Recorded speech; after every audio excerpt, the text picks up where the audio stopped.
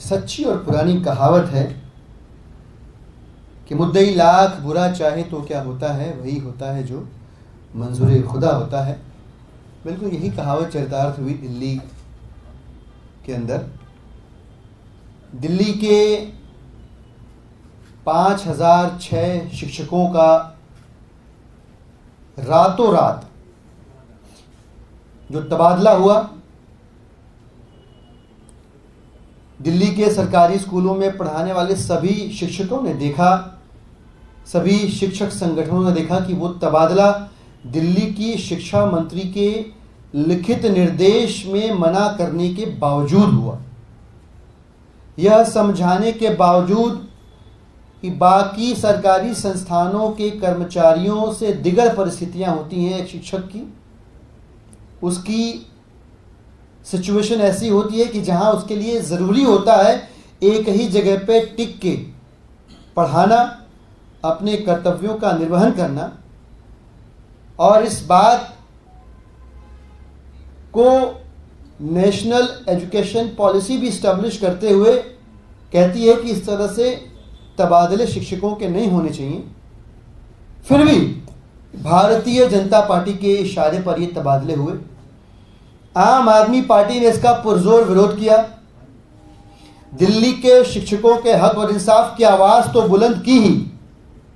दिल्ली के सरकारी स्कूलों में जो 16-17 लाख परिवारों के बच्चे पढ़ रहे थे, उनके भविष्य की, उनके पठन पाठन अध्ययन अध्यापन की चिंता करते हुए भी आम आदमी पार्टी ने इस ट्रांसफ़र ऑर्डर को वापस लेने की मांग की और सरकार से निवेदन किया कि सरकारी हस्तक्षेप के जरिए किसी भी प्रकार से यह जो ट्रांसफ़र हुआ इसको रोका जाए।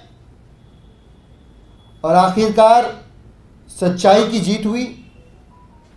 आखिरकार भारतीय जनता पार्टी के सियासी अहंकार की हार हुई और 5000 से भी ज़्यादा शिक्षकों का रातों रात जो तबादला हुआ भाजपा के इशारे पर, वो तबादला रुक गया।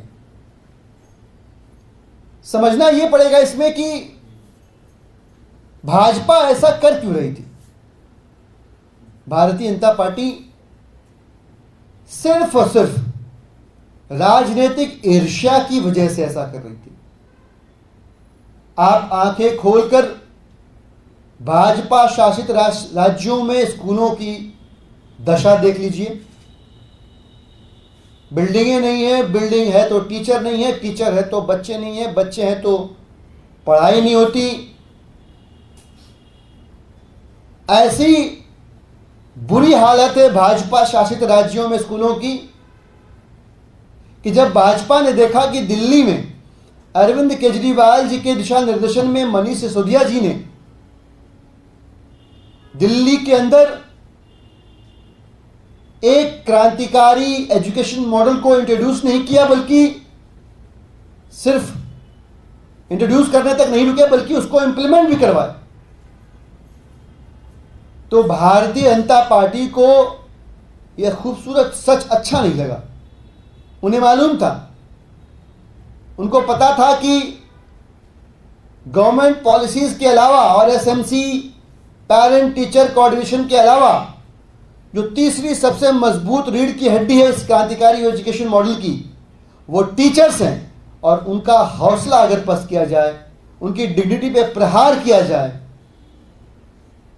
तो इस एजुकेशन मॉडल को ध्वस्त कर सकते हैं। इसी बात को ध्यान में रख के भाजपा ने एलजी साहब के जरिए रातों रात ये तबादला करवाया। लेकिन शिक्षक समुदाय की एकजुटता, दिल्ली की सरकार के लगातार हस्तक्षेपों की वजह से यह ट्रांसफर रुका। हम आश्वस्त करना चाहते हैं सभी शिक्षकों को और सभी दिल्ली के सम्मानित नागरिकों को कि जब तक अरविंद केजरीवाल जी का दिया हौसला हम में है, अरविंद केजरीवाल जी के दिशा निर्देशन में दिल्ली वालों के काम पहले कभी रुके थे, न आज रुके हैं, न आने वाले वक्त में रुकेंगे। और भाजपा से हम कहना चाहते हैं कि अपने सियासी अहंकार की भट्टी में बच्चों के भविष्य को झोंकने की बजाय राजनीतिक ईर्ष्यावश जो कुछ भी आप हासिल करने की कोशिश कर रहे थे, ये करने के बजाय अगर आप जहां आपकी सरकारें हैं वहां के सरकारी स्कूलों को बेहतर कर लो, चाहे भले ही हमसे पूछ लो, हमसे समझ लो, हमसे राय मशवरा कर लो, हमसे कंसल्ट कर लो, बट उन्हें बेहतर कर लोगे तो खुद ब खुद आपके अंदर की ईर्ष्या शांत हो जाएगी और वहां के भी बच्चों का भविष्य दिल्ली के सरकारी स्कूलों में पढ़ने वाले बच्चों के भविष्य की तरह सुरक्षित हो जाएगा। एक बात। दूसरी बात, चूंकि इस मामले में अफसरशाही की तरफ से भी लापरवाही हुई है और शिक्षा मंत्री के लिखित निर्देश के बावजूद एक ऑर्डर आया जिसे वापस लिया गया, मैं फिर से कहना चाहूंगा दिल्ली के शिक्षा मंत्री महोदया से कि इस बात का भी संज्ञान लें, पड़ताल करें और जिन अफसरों की जवाबदेही दिल्ली की जनता के प्रति होनी चाहिए, जिनके टैक्स, जो अफसर दिल्ली की जनता के टैक्स के पैसे से अपनी सैलरी पाते हैं, कहां पे गड़बड़ी हुई, किसने नाफरमानी करी, यह सच भी सामने आए, उनके खिलाफ कड़ी से कड़ी कार्रवाई हो। शुक्रिया। दिलीप जी, इसके अलावा एक पॉलिटिकल सवाल है। आपने गठबंधन के तहत लोकसभा का चुनाव लड़ा था दिल्ली में और कांग्रेस ये कह रही है अपनी फैक्ट फाइंडिंग रिपोर्ट के हवाले से कि आम आदमी पार्टी वोट ट्रांसफर करने में नाकामयाब रही और दूसरा वो ये भी कह रहे हैं कि आम आदमी पार्टी की वजह से, वो ये कह रहे हैं कि आपके विधायकों ने साथ नहीं दिया कुल मिलाकर। चलिए कोई बात नहीं, दो तीन चीजें हैं। एक तो ये कि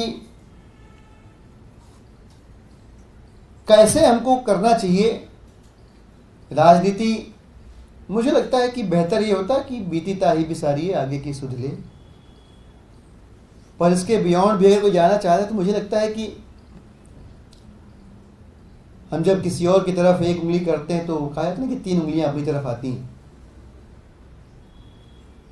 मैं किसी व्यक्ति विशेष पर टिप्पणी करने की बजाय सिर्फ इतना कहूंगा कि हम वफा करते रहे, वो जफा करते रहे, अपना अपना फर्ज था, दोनों अदा करते रहे। Thank you.